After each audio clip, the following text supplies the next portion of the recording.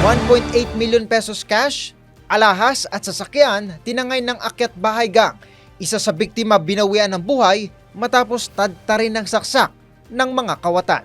Narito ang newscoop ni Ralph De La Cruz.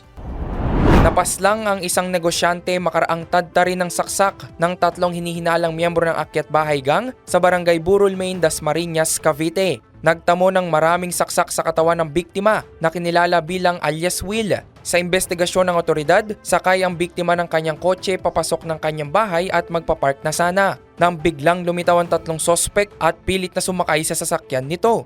Tinutukan ng mga sospek ang biktima ng baril at patalim bago sinabihan na ituloy ang pagdadrive papasok ng kanyang bahay. Nang makapasok, mabilis na iginapos ang biktima at maging ang kanyang live-in partner na si alias Annie na nadatnan sa loob ng bahay. Nilimas ng mga kawatan ng nasa 1.8 million pesos cash, mga alahas at iba pang mamahaling gamit. Matapos ang pagnanakaw, pinagsasaksak pa ng mga sospek ang biktima, saka sila mabilis na tumakas sakay ng tinangay na kotse ng biktima. Nagpapatuloy naman ang backtracking ng mga pulis sa mga CCTV sa lugar para sa pagkakakilanlan ng mga kawatan.